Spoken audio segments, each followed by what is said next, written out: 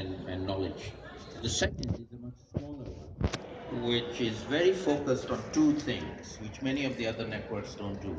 Firstly, it's focused on the poorest countries, the least developed countries. And secondly, it's focused on the issue of adaptation. So you hear a lot of support for something called NDCs, nationally determined contributions. So NDCs is a code word for mitigation. Okay? What they are going to support and do work on, capacity building on, is mitigation. Now, the poorest countries don't emit much emissions. Their problem is not mitigation or how to mitigate. Their problem is how to adapt to the impacts of climate change. So the focus for us is adaptation in the poorest countries. And we're forming a consortium of 10 universities from 10 LDC countries, and University of Sudan is one of our lists. Maya Zakaldin from your university will be one of our partners. Um, and we will hopefully do South-South. This is not a donor-driven, there is no northern partner here. It's us from the south, from Bangladesh, from Uganda, from Sudan. We are going to meet in Dhaka in January, and we're going to plan our next steps and develop a South-South LDC focused consortium of universities working on adaptation, and within adaptation, working on community-based adaptation with the most vulnerable communities. And in June next year, we'll be holding a conference. It's the 11th conference in a series of conferences, annual conferences on community-based adaptation in Uganda, hosted by our partner in Uganda, the Makerere University Center for Climate Change Research and Innovation. They're one of our major partners in this initiative.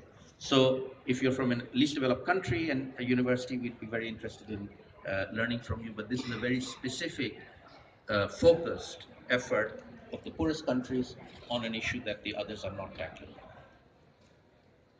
I had one question now, I guess I would ask Salim or anyone else. Um, it seems to me that the funders are going to be very important in putting forward this model and advancing this change. That is,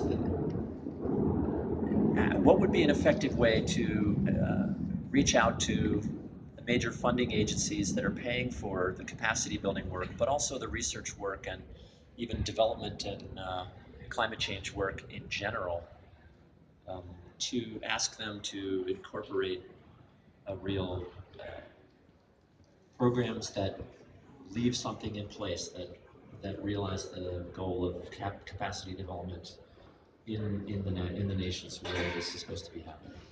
Sure. So the initiative that I mentioned, the consortium of 10 universities from 10 LDC countries, is a southern initiative. We're doing it without donors. Right? So we meet in January and we'll talk to each other and we'll plan what we want to do, what we need to do, and then we'll announce it in June in Uganda.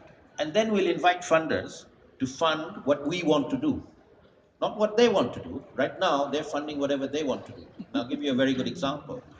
The South, the developing countries, have expressed a very strong demand for further research on the issue of loss and damage.